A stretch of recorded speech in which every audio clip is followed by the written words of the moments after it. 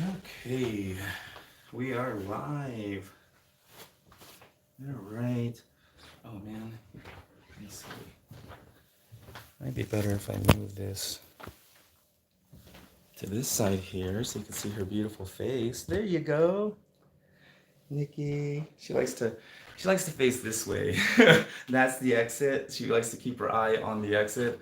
Anyways, there we go, Nikki. All right. Good. You're so beautiful, girl. How are you? Mm. Hey, what's up, Valkyrie Dog Grooming from Canada? Nice. How are you? Okay, so first, so I just got Nikki on the table. What type of camera are you using? I'm using my phone. It's a Samsung S10. So it's just a camera phone. Alrighty, so let me just mist her hair a little bit. There we go. Now, you know what? I'm gonna go through with the slicker first because the thing is, before I wash them, I do like to get them all combed out. See, like you can feel the fuzzy, dead, damaged hair kind of catching on that comb there. And it's not a lot, especially when you groom them regularly. But every once in a while, with this change of the seasons, you'll get a little bit more coming out. But see, it's not a lot, but it is enough to change the texture of that coat because that hair is kind of brittle and rough. But now right here where I just combed, feels much, see that? Feels much nicer than this side here where I haven't combed yet. But once I comb this side here, it'll feel nice and silky and soft. So see that? And that's what we're getting out, that hair right there. And by doing that, when I give her a bath, oh, she's gonna feel so good. Marta, what's up, Marta? Diane, what's up? Dolores, how are you, Dolores? I'm so glad you're feeling better. Guys, everybody, Dolores is a great friend of mine. You may have seen the video where I went to her shop in her house. We also did a workshop together. But yeah, Dolores hasn't been feeling well, but she finally got her voice back and she's able to she's able to talk a little bit and she's feeling better. So I'm so happy to hear that, Dolores. I was worried. Worried is the wrong word. I don't like to worry because that's negative, right? I was thinking about you though. Um, so just an example of what I do to prep the skin. So now I'm gonna go through with the legs and feet. But here, the reason why I busted out my slicker brush is because here, the legs, because there's a lot more friction, it comes in contact with the grass and gets wet and stuff. If I do this, it's gonna pull too much. It's gonna make it feel kind of uncomfortable. I could feel her leg even like, oh, I want to pull back. So we just gently break it up, right? We break up all of those curls, right? The hair that kind of bunches up and curls together, just separate those hairs. There we go. And that way, by doing this, when I give her a bath, she's gonna be so much more cleaner. She's gonna dry faster. I mean, they literally start to air dry on their own before I start drying them. So drying is so much easier by just doing the pre-bath brushing and combing. Alrighty, so let me see here. Get that leg that I just combed out. See that? So now that I brushed it and the hairs are separated, now I can actually get this comb through. There we go. I'm gonna be gentle, in and out. You don't want to pull, just kind of gently tug and just blow in and out, right? Kind of like tapping. Gently tap those mats and those bundled up, curled up hairs. All right? So that's what we're getting out. And now, as you can see, as I comb and brush this out, it becomes nice and fluffy and soft. The hairs are separated. The hair feels much nicer. And this is the secret. If I don't do this, then when I do the haircut, no matter how skilled I am with the scissors, I'm not gonna get a good result. I'm not gonna get that beautiful, round, fluffy, full look because it's really hard to get with all of this dead hair weighing the coat down, and also making it feel clumpy. And it's harder to dry and get them fluffy. It takes longer. Um, so building a good foundation is the key to making a building or a house that lasts. You can decorate it as much as you want and make it look nice, but unless it has a solid foundation, the first storm that comes by may blow that house down, you know? Same thing with dog grooming. Because I take the time and I build a strong foundation by making sure the coat, the skin and coat is in good, a balanced state. That way, when I do the haircut and it looks nice, it actually lasts for weeks, you know? The last time I groomed her was about 5 weeks ago, I believe, and she still has a nice shape to her. You know, she's a little bit, uh, the hair's a little kinky, right? Clumped up together a little bit. But if you look at her, she actually still has a really nice shape to her, right? And she's not all matted up. So the work should last. This has been 5 weeks since I groomed her, and I doubt anyone's put a comb through her in the past 5 weeks, you know, because we're all busy and everything. But I'm not saying that is a bad thing. I'm glad because I have a job. I have a job because people don't, you know, they're busy, too busy to do this. But given the fact that probably nobody has gone through with a comb like this all throughout her body, for her to be in this condition after 5 weeks, since the last time I groomed her, not bad at all. It's pretty impressive to me, actually.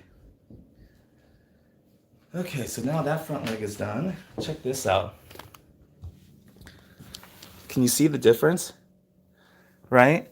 So soft. Oh man, so soft and smooth and fluffy now. Ooh, not really. See that? That is the difference. So when I comb her out before the bath, you can see that she's already nice and clean and soft before I even put her in the tub. Um, Valkyrie, totally agree. You make me want to do my own lives. Looks like fun. Yeah. You know what I'm saying? But I promise that nobody's gonna do it like me. You know what? Let's turn it into a freaking karaoke session. Ooh, ooh, ooh, ooh, ooh. Nobody cares about her. You're only watching because of me. Anyways. Ooh, ooh, ooh, ooh, ooh. You're the only one of you. And baby, that's the fun of you. And I promise that nobody's gonna groom me like me. Hey, it's not that bad. Don't bark at it. Shoot. Got a tough crowd over here. Obviously don't appreciate music, you know? You obviously haven't studied music at all, you know? They have no idea how to appreciate the tones, the melodies that are coming out of my throat. Hey, I heard that. he just scoffed at me. Anyways, there's a dog named Bo over there and Emmy. They're not a fan. It's all good though. I don't sing for them, right? Alrighty, cause I'm the only one of me, and let me keep you company.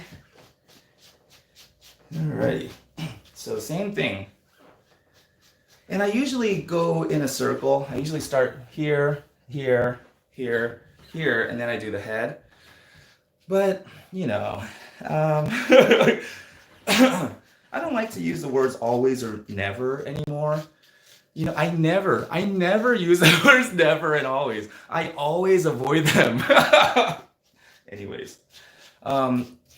you know, I mean, because life is never a series of always or nevers, right? I mean, I think I've lived long enough now to realize that things usually don't go according to plan, right? You plan things, you think your life's gonna turn out a certain way, and it doesn't, but that's all right. That's life. It's you know, it's totally fine, I think. take it as it comes, right? But yeah, that's why these days I'm hesitant to say anything for sure. I always preface things with like maybe, and also after being wrong so many times, um, when I was convinced I was right, that's the scary part about it. Is like I'm convinced, I'm so convinced that I'm right that I just can't even like I can't even fathom the possibility that I might be wrong. And I think that's a dangerous place to be because now that I've actually had the rug pulled out from under me several times, um, and realized maybe I'm not a good husband, like I thought, you know? But yeah, it's like now I realize, you know, that nothing is ever for nobody no one person has all the answers to everything, you know? We're all just learning. Um, Hashtag COVID. Oh shoot, do you have coronavirus, Valkyrie? Oh man, it's all good though. From what I hear, um, and the thing is, like, it's hard to even. I don't know. I just feel like I understand that the coronavirus is still out there. We're still in the pandemic, but it just I don't know. It's been going on for so long. It just feels like are we? I don't know, man. Anyways, I don't want to get into like the politics and news and everything. It kind of depresses me. Kind of brings me down. And these days, it just seems like there's no lack of things to disagree about and argue about. You know what I'm saying? I mean, we're even arguing about face masks for crying out loud. You know what I'm saying? It's like, I don't care, man. You want me to wear one? I'll wear one. I don't care. I don't want to argue with you about this, you know? Valkyrie says, nah, there are only two cases. I meant like I had a whole year planned. Oh, yeah, exactly. Planned perfectly. And boom, exactly. Oh my goodness. You're exactly right, Valkyrie. This pandemic, this coronavirus, I think it has shown us all how through no fault of our own, things can just go sideways, right? Our dreams can just get smashed. We can go out and lose our business for out of no fault of your own. When I went out of business, when I lost my business and had to shut my doors, it crushed me, you know, and it was my fault though, you know, and I was the only one that went out of business that I know of at that time.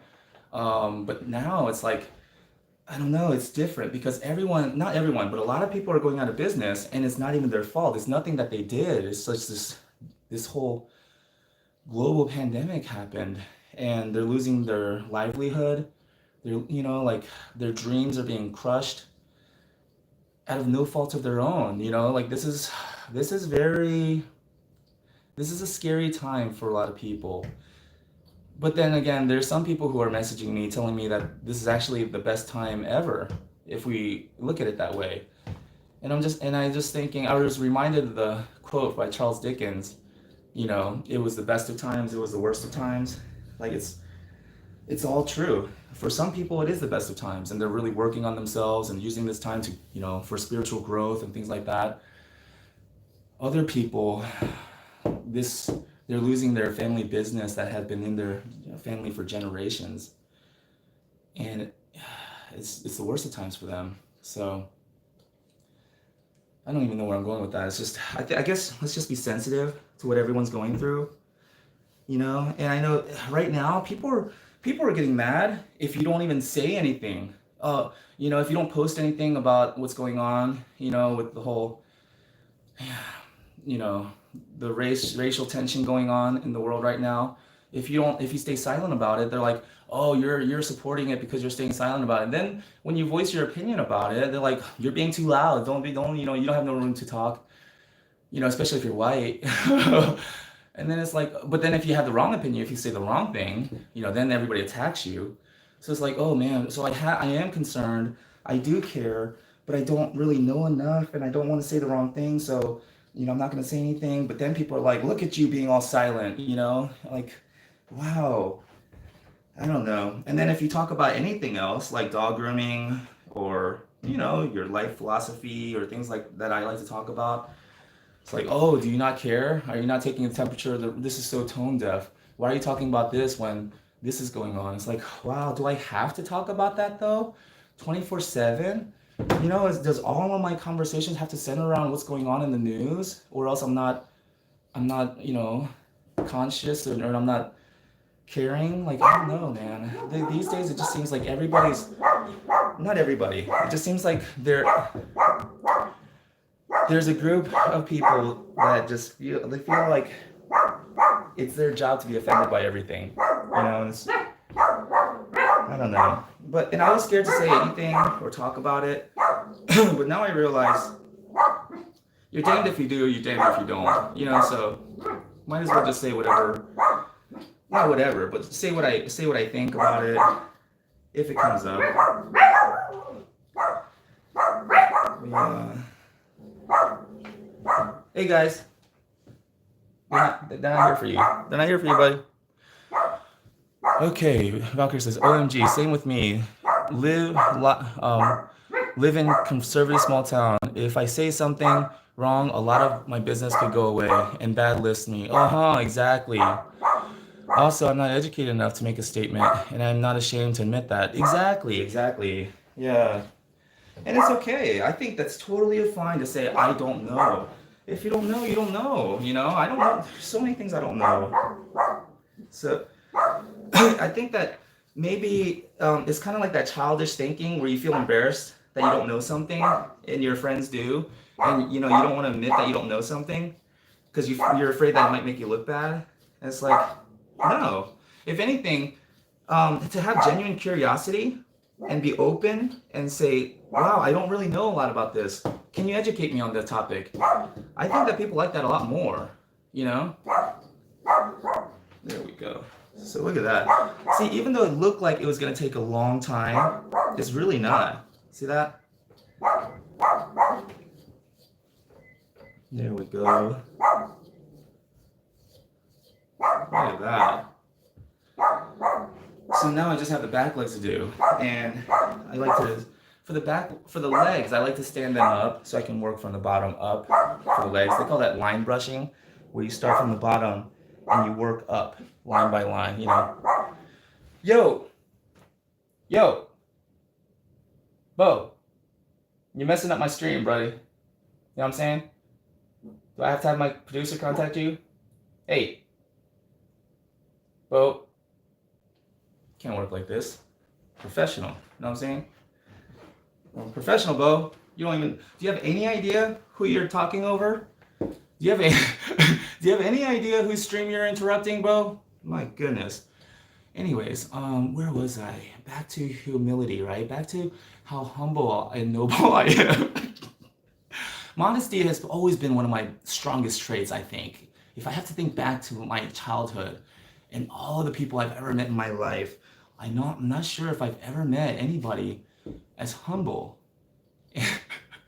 as I am. Self-aware, you know, shoot.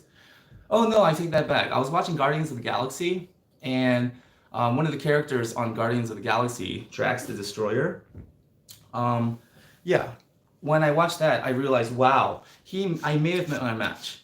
You know, in this entire galaxy, Drax the Destroyer may be the only one that understands my level of humility.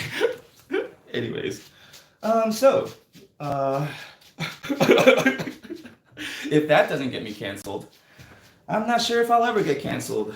Nikki, what do I have to do or say to get myself canceled? I'm kidding. I enjoy the attention, maybe a little bit too much. And I catch myself sometimes because I love the fact that I have people who watch my channel, who think that, you know, the videos are helpful. I really do. And when I get those messages from people, it's like I feel bad because I read them, but I can't always reply back.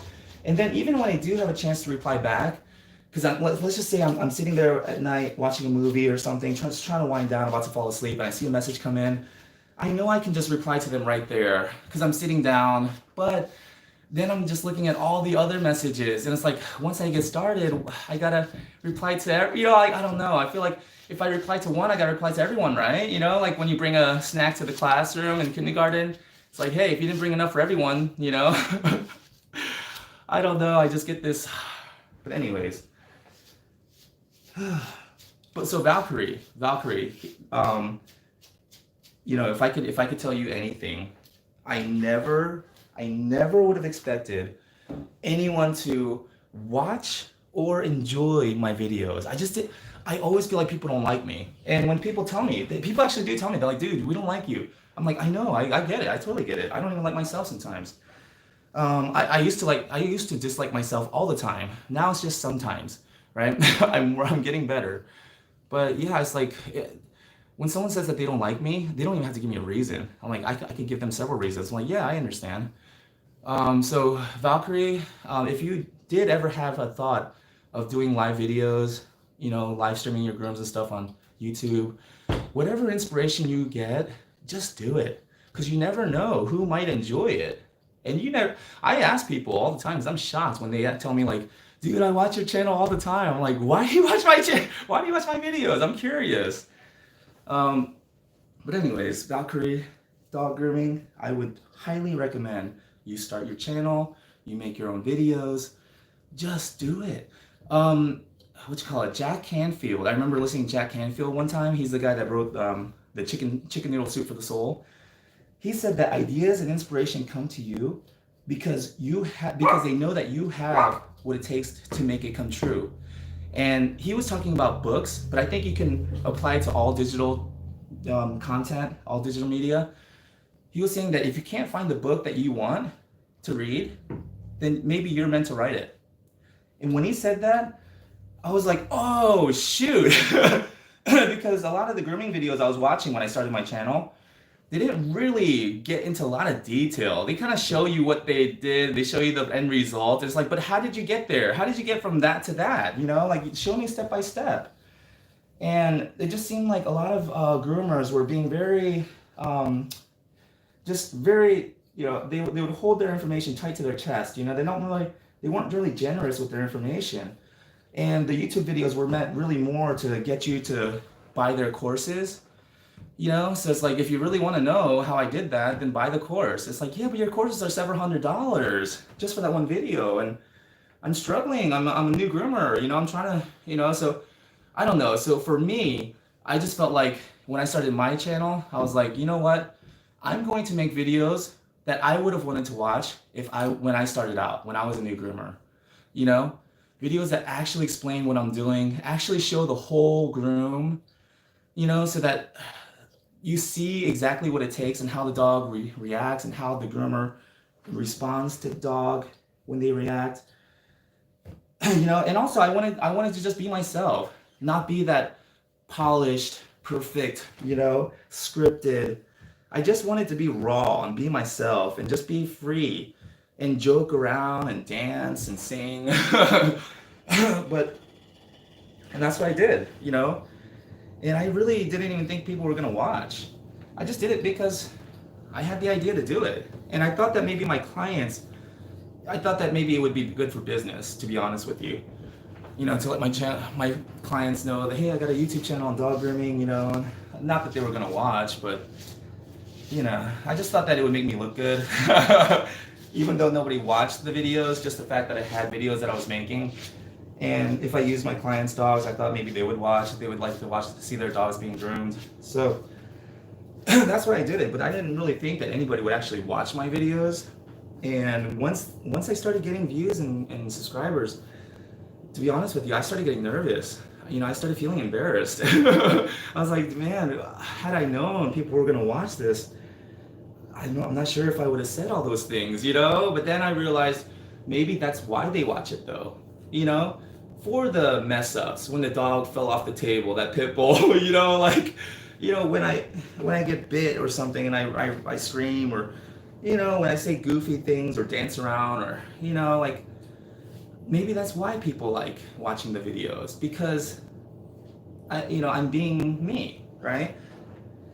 So that's what I would say about to anybody who wants to start their own YouTube channel, start making their own videos. You know, for me, the idea that one day when I'm gone, when my time here on earth is done, that these videos might be around for my grandkids to watch, if I have any, which I don't push my daughters to. I tell them both, You know, if you girls decide that that's not for you, that you don't want to be a housewife and raise kids or anything, and you know, you decide that you want to take a different path, I'm totally supportive. I was like, you don't have to feel like you have to give me grandkids, you know, or you don't have to feel like you have to fulfill society's expectations for a woman's role to be a housewife and, you know, raise kids. I was like, you don't have to do that. There's no farm that's gonna go untended because you don't have 5, 6 kids, you know. I was like, it's a different world we live in. So I'm not expecting to have grandkids, but I'm just saying, like, even my daughters, let's just say that they're in their 40s or 50s and I'm dead, I'm gone, I'm no longer here on earth. It kind of gives me a warm feeling knowing that my daughter can turn this video on and she can kind of feel the kind of person I was, that the kind of person I am. And yeah, there might be some misunderstandings right now because of what happened, and you know, that we're not together anymore, we're not living together in the same state. But for the first, 9, 10 years of her life, my older daughter's life, and the first 7, 8 years of my younger daughter's life, I was there. I was present. I made a deep connection with them both. And I heard that if you don't make a connection with your child before the age of 7, it's a good chance that you never will. And because they said those were the from you know, when they're born to 7 years old is the most formative years of a child's life. So that gives me a little peace of mind knowing that I was there those most formative years. You know, for the first 7 years of both of their lives, I was there. You know, we have so many great memories together. I did fall asleep a few times at night playing board games with them and Uno and stuff because I tried to stay awake, you know, but I'm just so tired. I was like, oh, and then they would wake me up, Dad, you know, go to bed.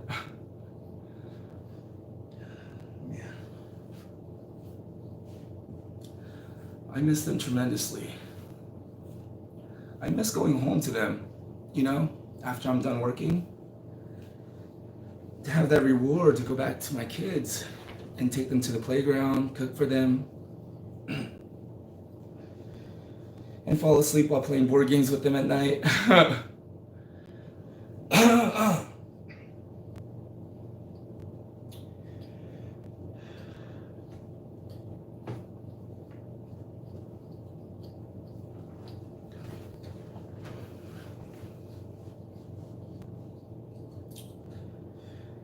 I messed up, you know? And I told my daughters that too. I freely admit it to both of them. I don't try to defend myself. I just tell them both, I messed up. I'm sorry. You know, I disappointed you. I let you down. And I never wanted to do that, but I realize now that relationships are not all, they're not simple. They're complicated, they're complex. And just because two people are not compatible doesn't make them bad people. It doesn't make either one of them bad, you know? It doesn't make my ex-wife a bad person. I mean, I probably am a bad guy, but maybe not for that reason though, you know? But it's interesting because I feel like I finally moved on to the acceptance stage, you know, of grief. And I didn't even know that I was grieving the loss of my marriage. And I didn't know that I was going through grief. I thought grieving was when someone died in your family. But now after researching, I realized grief is anything when you lose a big part of your life, your job, relationships, family members, things like that. And that's an interesting point. There's an article written by David Kessler from the Harvard Business Review. But anyways, he wrote an article back in March, I believe, explaining that what we're feeling is grief. You know, with the whole pandemic and when everybody was self-quarantined and everything, he was saying that what we're all experiencing, what we're feeling is called grief. We're grieving the loss of normalcy of our normal lives. And also mixed in with the uncertainty of when things will ever go back to normal, if they'll ever go back to normal, not knowing that. He's saying it adds to the level of anxiety. So even though I feel like I've come to the point where I'm at the acceptance stage, finally, I've accepted my situation and I've accepted my part in it, taken responsibility, you know, and I feel like I am moving on now. But, you know, memories bring back you, you know. Do do do do do do do do do do do. Memories bring back you. There's a time that I remember. No, I'm just kidding. It's like, dude, is this guy psychotic? He's like going through all the human emotions, you know, all the range of human emotions in like 3 seconds flat. Am I psychotic? I'm just kidding.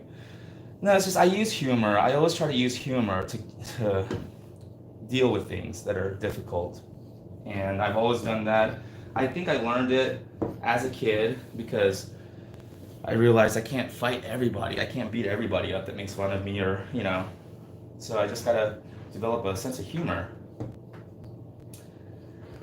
But yeah, just life is like a roller coaster, right?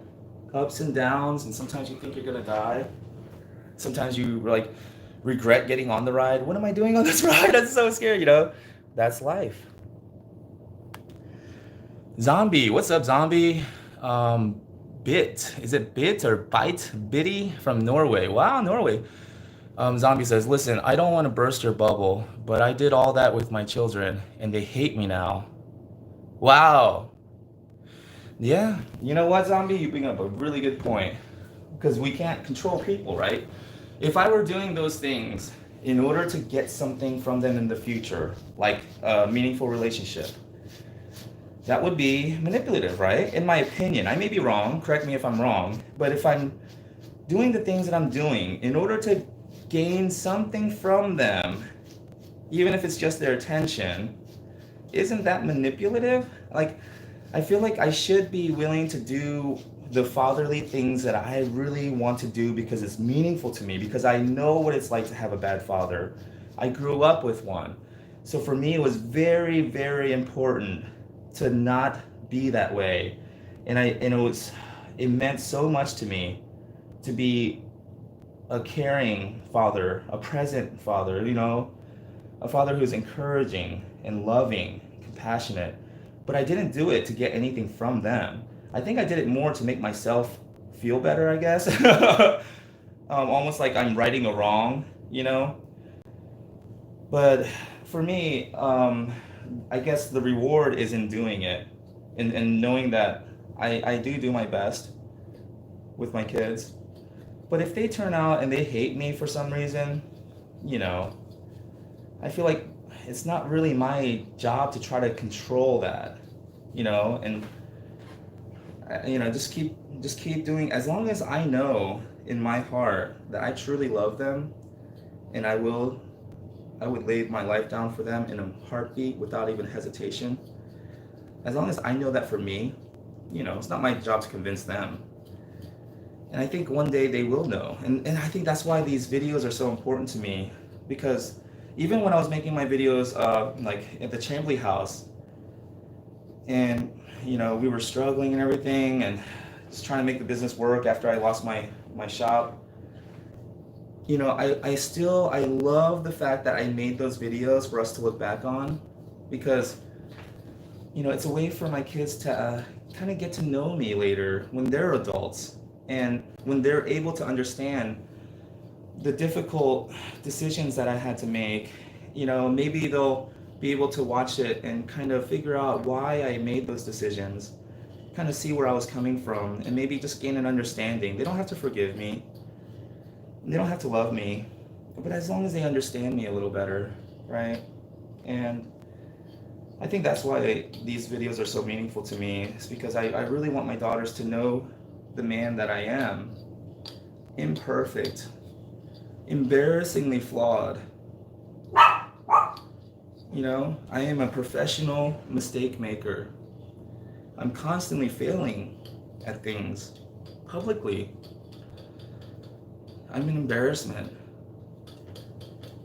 But I am their father, and I try constantly to be the kind of person that one day maybe they can be proud of.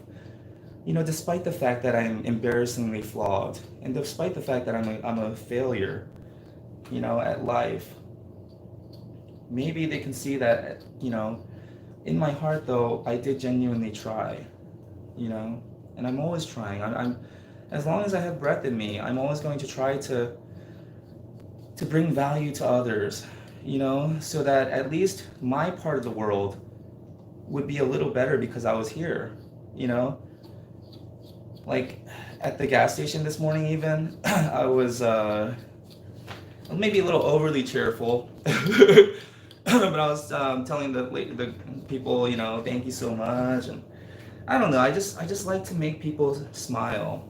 For me, I just feel like what a wonderful way to spend the day is looking for opportunities to, get someone to smile. What a wonderful day. But not that you can only smile, I mean, it's okay to feel sad sometimes. Especially when I think of my daughters, and sometimes, memories trigger feelings. I allow myself to feel sad. I don't feel embarrassed about that anymore, because I realize it would be more strange. It would be very unusual if I did think about my daughters while I'm walking my dogs, passing by the playground that we used to not work at, work at a playground. Pass by the playground we used to play at, and then I kind of visualize. I can remember seeing them running around. I feel that nostalgia. I feel kind of sad remembering those times.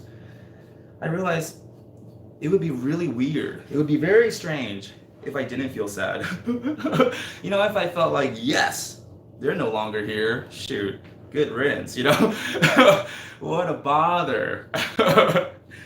If I felt like happy about it, that would be more strange. So now I realize, I don't have to avoid those emotions, those difficult emotions. I don't have to avoid them or feel bad about, embarrassed or anything. I can allow myself to experience it and go through it, acknowledge it, and then let it pass through me. Let it move on, let it flow through me, so I don't hold on to that sadness. Experience it, of course. Embrace it, of course. Honor it. But then send it on its way, right? You can't stay sadness. I mean, you're welcome to sit down and have a drink, but then at some point you gotta go. You can't stay here. I can't live with sadness. So, sadness is a welcome guest in my heart, but there's no room for sadness there. Sadness can only visit me. Oh man, but sadness is a welcome guest.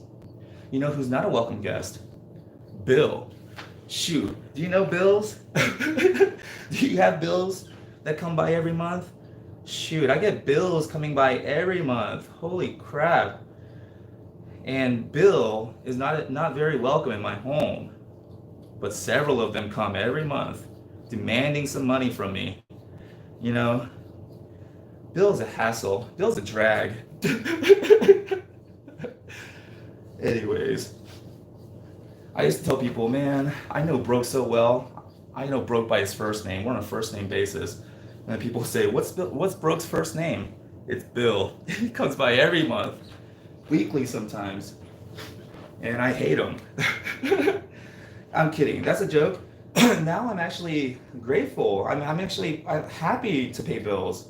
I look at it differently now. I don't look at it like, oh, this is money being taken from me, or this is money that I'm losing. I look at it like, wow, I'm so grateful that I have the resources to pay for the things that I need, like electricity and water, and pay my bills.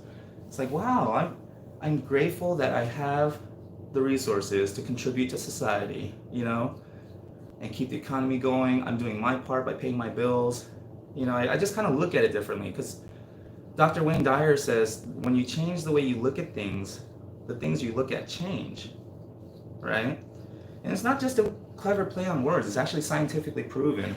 um, there's that double slit experiment where the scientists found out that when you observe the photon, it actually changes its behavior just by the fact that you're measuring it.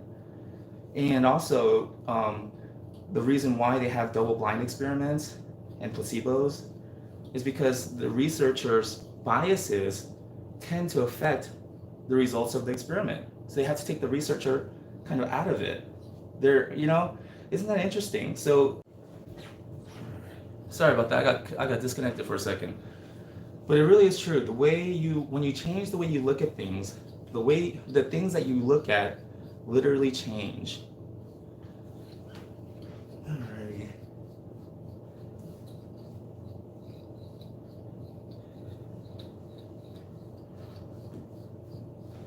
There we go.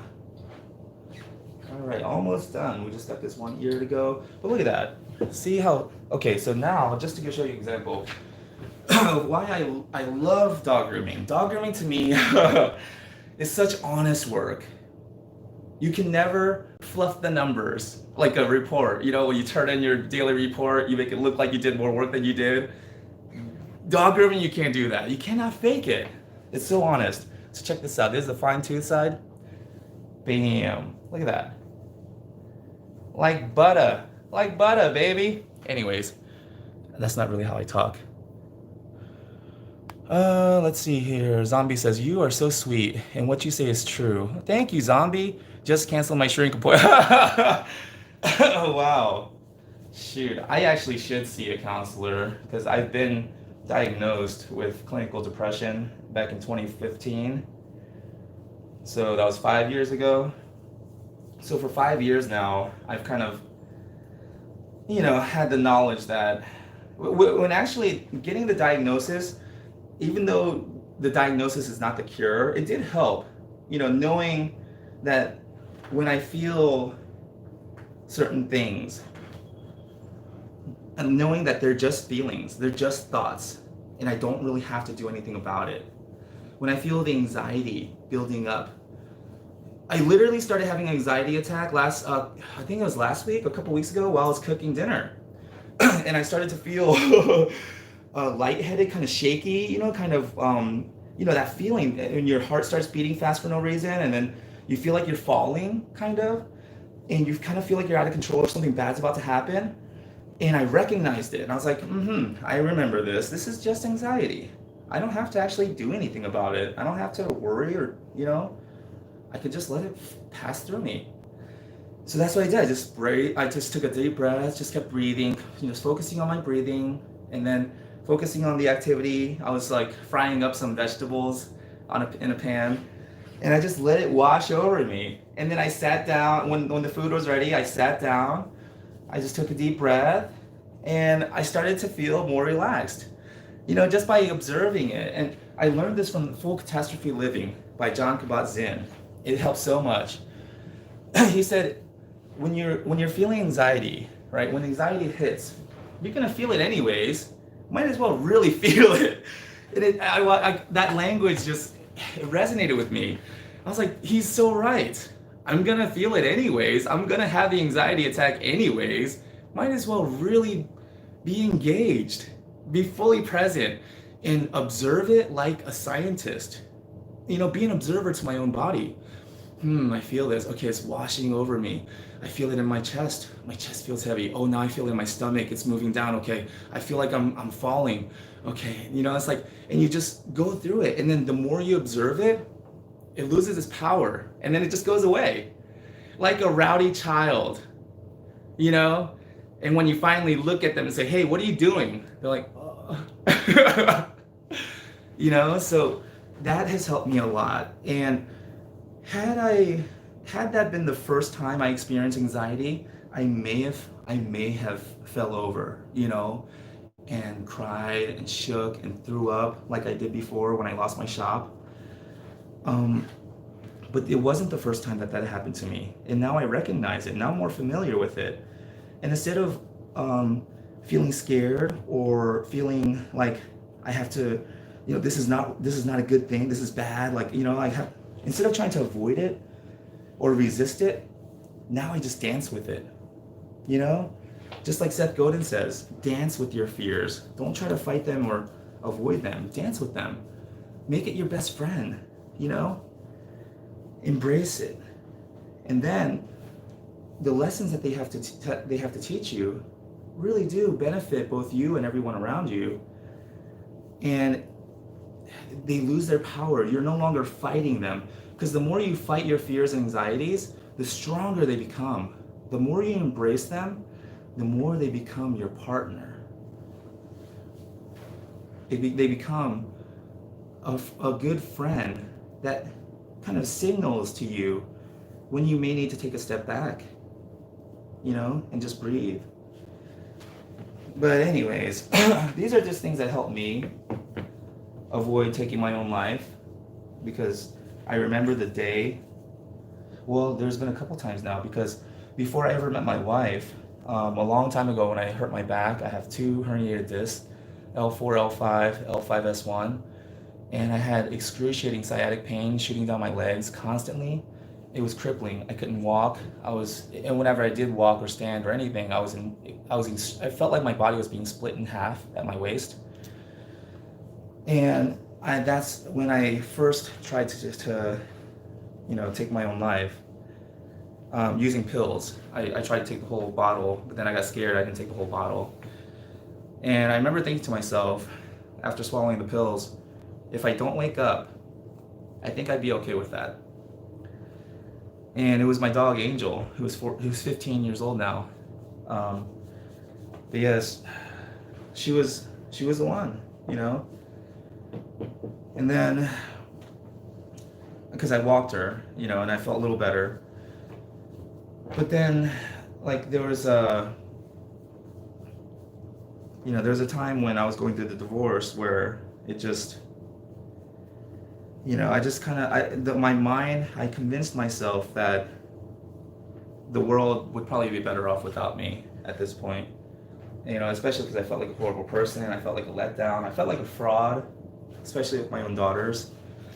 Especially having them tell me that, like, they don't really care about me anymore, they don't really want to be with me. That crushed me. And I was about to take my own life, but then, I don't know if you're spiritual at all. I am. I'm not religious, but I am spiritual. I grew up religious, but I actually, I thought I was going to be a pastor. I went to Bible college down in Florida for a semester. Anyways, I grew up religious, but I'm spiritual. I'm no longer religious. But if you do believe in something, some higher power or consciousness, if you believe that there is some sort of reason to all of this, right? I don't know, some purpose to all of this. If you believe that, which I really think that I just want to believe it. I don't have any evidence for it. I just kind of in my heart want to believe it. But for me, I feel like if there is something like that, and it's keeping me alive, it's keeping me breathing, because no one knows for sure what keeps the heart breathing. Scientists they have guesses, they have theories and ideas, but nobody knows where that actual spark, the initial spark, comes from. What keeps the heart beating? Where does that power source come from? I don't know. Nobody knows. And who is the commander in our command center? We know the brain is command center, and that's where all the controls and everything come from. Signals come from our brain. But who is the person at the controls, pushing the buttons? Like controlling the command center. Who's that little guy in our head? The person behind our eyes. I don't know. So for me, I feel like as long as I have breath, then maybe I still have a purpose. Maybe God is not done with me yet. And if the creator of the universe, if there is one, sees it necessary for me to stay alive, who am I to disagree? I'm ignorant. I don't know. I don't know enough to disagree. So maybe I'm supposed to stay alive. So as long as I wake up each morning, I want to have a purpose each day, I want to make every day count, because for me, every day from now on, well, actually, I almost died one time driving back from Las Vegas. I fell asleep at the wheel and I almost drove under a semi truck. Um, it was the wow. It really was uh, like a life changing moment. I stopped at the next rest area just to calm down because I was so scared and panicked and my adrenaline. So what a way to wake up, right? Anyways, in my dream, I kept hearing a honking noise, a loud siren like beeping. Anyways, I told myself sitting on the little picnic bench at the rest area, I remember telling myself, I literally could have died just then. That could have been the end of my life. And I told myself, I'm so grateful to have this extra time.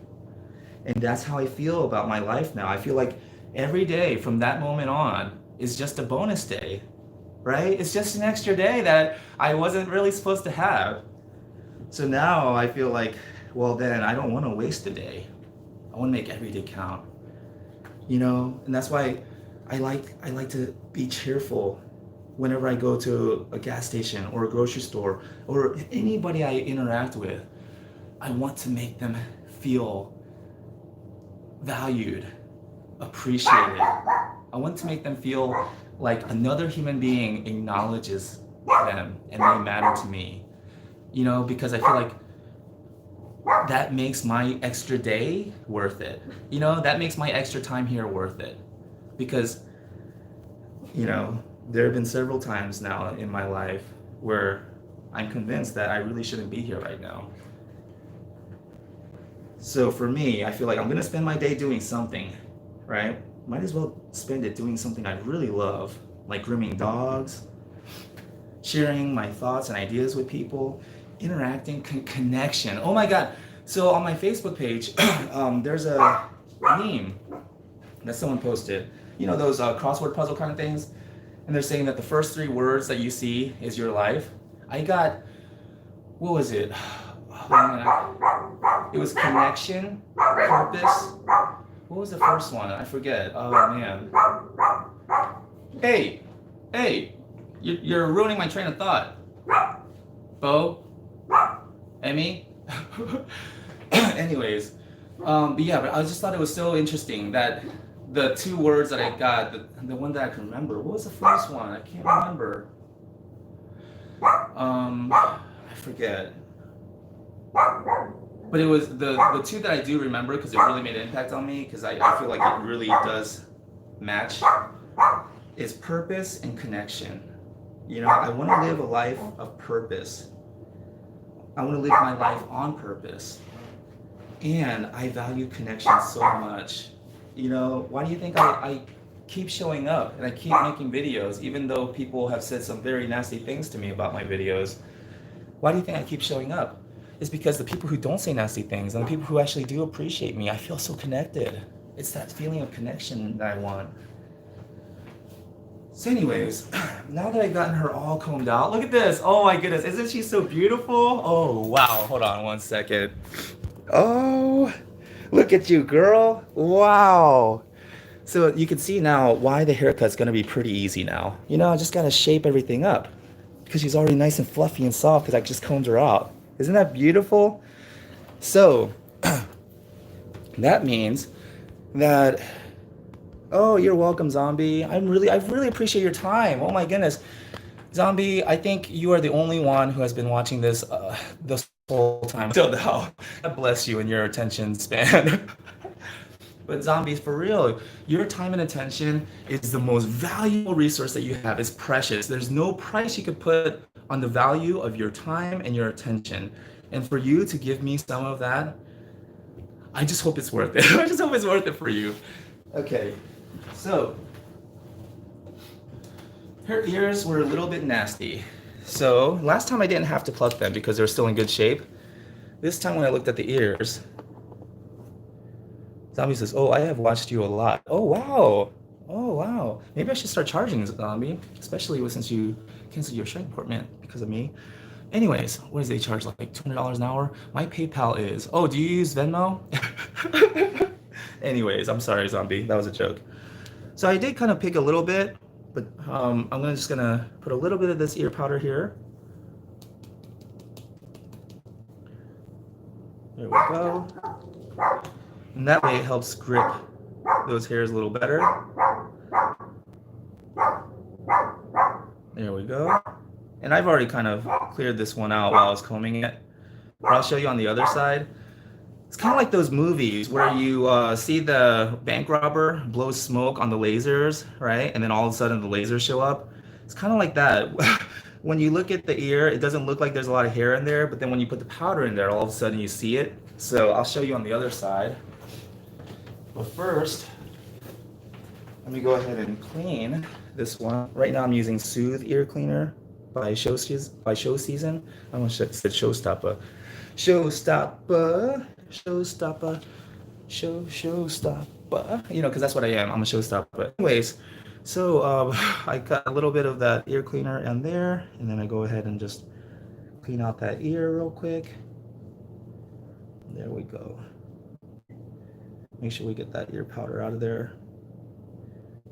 There we go. Awesome. So now we got a nice clean ear, right? Now on the other side, where I didn't do it yet, I'm gonna turn her. There we go, so you can see. Sorry about that, Nikki. Just manhandle her. Okay, there we go. Okay. Oh, no, okay. Where are you gonna do? Where are you gonna go? I'm working with you, Nikki. Wherever you stand. Okay, you're gonna go right there? All right. Nice shake. Alrighty. There we go. So check this out. Doesn't really look like much, right? When you look down in there, it doesn't look like there's a lot, right? But check this out. When you put the powder in there, now that you got the powder in there, now you can see a bunch of that fine hair that wasn't there. Look at that, you know? It's like, wow, where was all that hair before? Well, you know, if you've ever robbed a bank like I have professionally, you know what I'm saying? Back when I was a bank robber, we used to carry around a cigarette just for that, you know what I'm saying? Because right in front of the vault, there are those lasers. And so you blow the smoke on the lasers. And that's how I became a millionaire. That's how I got my first million that I tucked away and put aside, you know? Y'all think I'm broke, you know what I'm saying? Y'all think I'm broke. I act, you know what I'm saying? I act like I'm broke, but really, you know what though?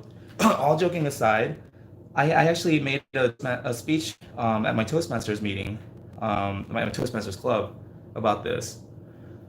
I believe that we are all obliviously rich. That was the title of my speech. We are all obliviously rich. And I used the word obliviously on purpose because it sounds like obviously, but we're not. No one's obviously rich. Unless, you know, you're one of the children of the affluent, you know, rich kids. You know, sometimes they're obviously rich. But, you know, most of us are not obviously rich, but we are oblivious to how rich we are. Let me explain. If you had a diamond the size of a basketball, right? Let's say it fell out of the sky into your great-great-grandfather's farm one evening, right? He thought it was an asteroid, a little asteroid that came into his farm and crashed down. But it turns out it was a huge diamond, the size of a basketball, right? And let's just say it probably would have been bigger, you know, had it not burned in our atmosphere on the way down.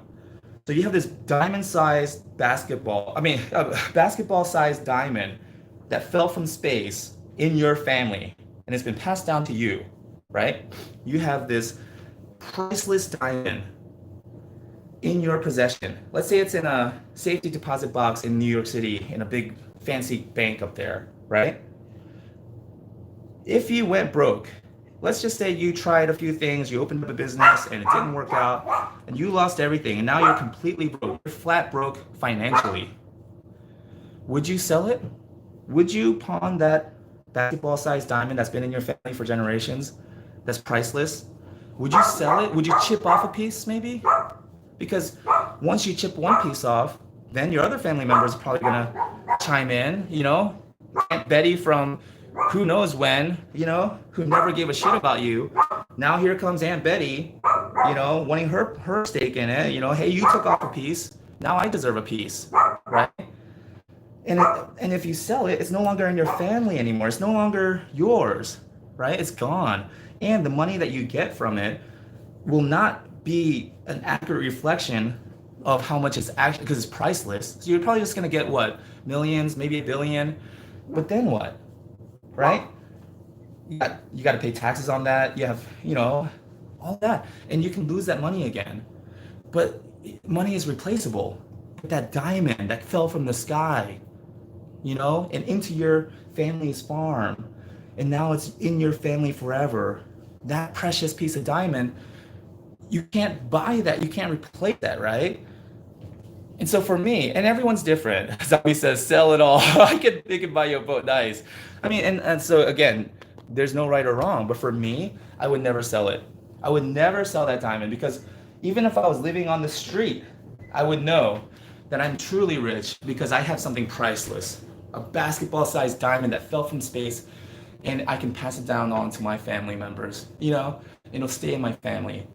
That would be so special, right? So that means that as long as you have something priceless and special and irreplaceable, you are truly rich, right? Think about your DNA. Think about what makes you you, your genetics. It's been passed down to you from generation to generation, from the beginning of time. You are the culmination of all that is good in your family. Every good trait, every thing that has been adapted through trial, and you know, all the good qualities that survived has made it down to you. You are the best your ancestors have to offer, and they passed it on to you. You, in your DNA, you know, you literally have something that was passed down to you from generation to generation, and it's all in you. Everything great that you think, you know, made those people in history great, it's all in you. Even better, because it's all combined in you, you know? So would you sell it? Just because you're having a hard time. You might be going through financial difficulty right now. You might be having a rough time. Would you sell your soul? Would you sell who you are? Sell out, right? No, because what you have is priceless. It's in your DNA. We have something much more precious and valuable than a diamond. It's called the heart, you know? It's called human compassion, human kindness. And so I just want to encourage everybody, honor what you have inside. Everything you need is in you. You know, oh my goodness. So I'll end with this because I'm about to do her bath. And bath time is a little bit special for me. I like to do massaging and sing to them and look into their eyes. So anyways, seduce them. Basically woo her in the bath. Okay, so what I'd like to say, the last thing, oh shoot, where was I going with that? Hold on, let me backtrack a little bit. So, don't sell out, yourself, honor who you are. Shoot, maybe somebody can remind me where I was going with that. Sugar Hill says, June, your work is immaculate. Oh, thank you, Sugar Hill. Sugar Hill, you're Jay. I remember with the schnauzer. I'm really sorry. Like I was explaining before, I'm so busy. I'm even having a hard time getting my regular clients on my schedule. So that's why I really can't take any new clients. Thank you so much for understanding, Jay. I really appreciate that. Billy says, I wish my dogs was so calm. Well, if another, and I'm not saying, this is not saying anything about me, but if another groomer that they didn't know came in, she probably wouldn't be this calm with them. She wasn't this calm with me when I first started grooming her 4 years ago. But we built this trust. We built this relationship. She knows me now, you know? And that's the thing, is like, trust is not transferable. We can't, you know, just because another groomer, you know, they're a groomer, I'm a groomer, so she's supposed to just trust them and be this calm. No, you know, it's kind of like saying, hey, have you ever dated an Asian guy before? Well, I'm Asian, let's date. It's like, no, no, you know, you're not the same Asian. You know, like, so the best example I can give is, let's say a friend of mine just came in here, right? He comes in here and says, hey, what's up, motherfucker? Right? Pardon my language. That's how he talks. You know, shame. I can't believe people talk like that. You know what I'm saying? What a Neanderthal, what a caveman. But that's how he talks. I don't judge. So what if he came in and he goes, hey, what's up, motherfucker? I'd say, what's up, son bitch? Wait, what's up, bitch? How are you? You know, because we grew up together. We had that relationship, right?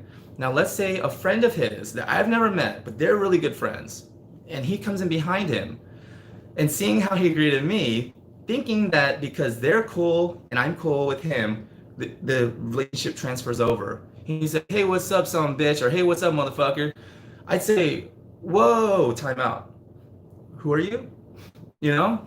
And why am I not punching you in the face right now? You know what I'm saying? It's like, because it doesn't work that way, right? We have to build our own rapport and get there, right? So same thing with the dogs, which is why my step one is build rapport. That's so important because we're touching them. We're in their personal space. We're making them feel uncomfortable by doing their nails and things like that, you know? Like, we have to get them to allow us to touch. We have to gain their permission, earn it, you know? Earn the right to ask them to cooperate with us.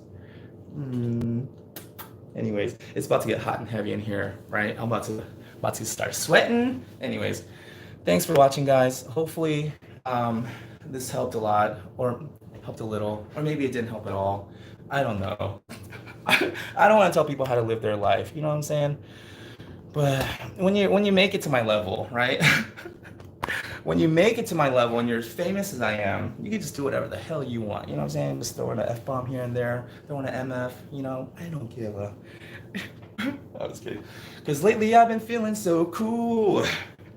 Top to the bottom, so cool. Every little thing that I do is damn it, I'm feeling so cool, cool, cool.